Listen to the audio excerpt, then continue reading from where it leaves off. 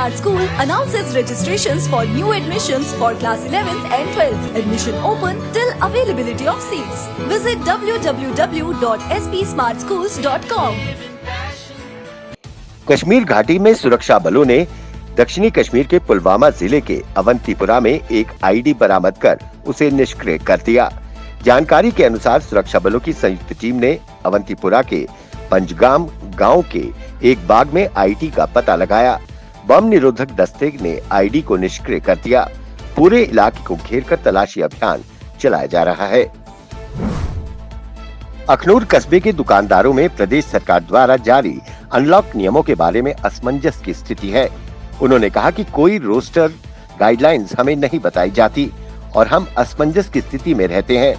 हमें इस इलाके में सरकार के आदेशों का सही से पता नहीं चलता है। जब दुकानदारों का चालान कटता है तब हमें सरकारी आदेशों का पता चलता है। एक तरफ कोरोना से काम की मार है तो दूसरी तरफ प्रशासन की चालानों की मार है। दुकानदार जाएं तो कहां जाएं?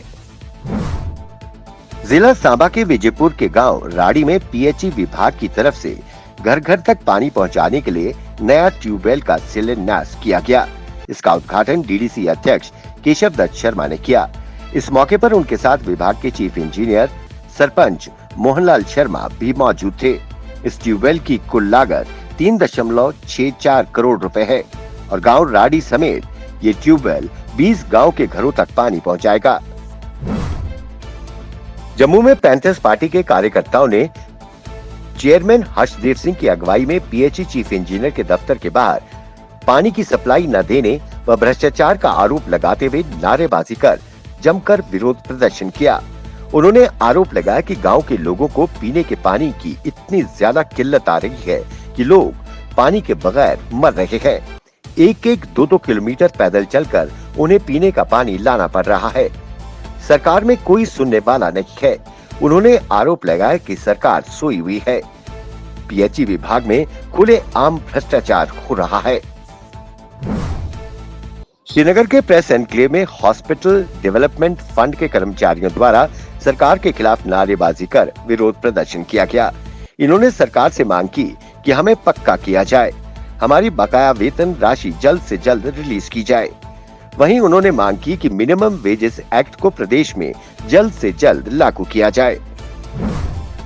जम्मू कश्मीर पुनर्गठन अधिनियम 2019 के तहत जम्मू कश्मीर और लद्दाख का पुनर्गठन हुआ है, जिसके तहत केंद्र शासित प्रदेश में विधानसभा के गठन से पूर्व परिसमन किया जाना है। परिसमन की आधिकारिक घोषणा के बाद से फारूक अब्दुल्ला इसका विरोध करते रहे हैं, लेकिन अब उनका रुख बदलता दिख रहा है। जिसके बाद नेंका ने परिसमन प्रक्रिया का हिस्सा बनने से पूर्व इस पर विचार करने के लिए एक समिति का गठन किया है। बता दें कि एक और फारूक अब्दुल्ला परिसमन का खुलकर विरोध करते आ रहे हैं, तो वहीं पार्टी का एक धड़ा इसका हिस्सा होने पर बल दे रहा है। यूटी जम्मू कश्मीर में भले ही अनलॉक की प्रक्रिया शुरू हो गई है, परंतु प्रशासन द्वारा कोविड के एसओपीज को सख्ती के साथ पालन करने का निर्देश भी जारी किया गया है। परंतु जम्मू कश्मीर बैंक की डोडा ब्रांच में इन तस्वीरों को देखकर अंदाजा लगाया जा सकता है कि लोग कितने बेपरवाह और लापरवाह हैं। सोशल डिस्टेंसिंग की यो सरेआम धज्जियां उड़ा रही है। जानकारी के अनुसार बैंक में कर्मचारियों की भी शॉर्टेज है, जिसकी वजह से बाहर लंबी लंबी कतारें लग गई है। लेकिन आम जनता को खुद समझना होगा। सरकार हर कदम पर जनता को इस महामारी से बचाने का प्रयत्न कर रही है, परंतु जनता का भी दायित्व बनता है कि वो नियमों का पालन करे। धर्मनगरी कटरा में अब कोरोना के मामलों में काफी गिरावट आई है, जिसके कारण मां वैष्णो देवी की यात्रा में इजाफा होने लगा है। बीते शनिवार एतवार पहली बार यात्रा में बढ़ोतरी हुई।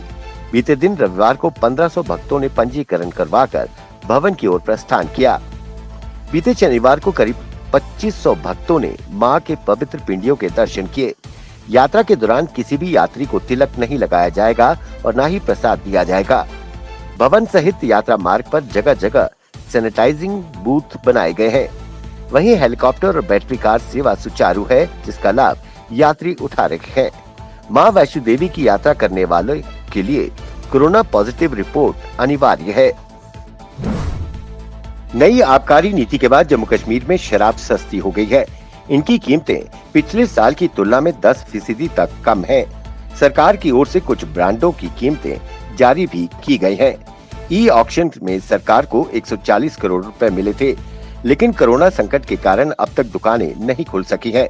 अब सोमवार यानी कल से दुकानों को सप्ताह में 3 दिन खोलने के आदेश जारी कर दिए गए।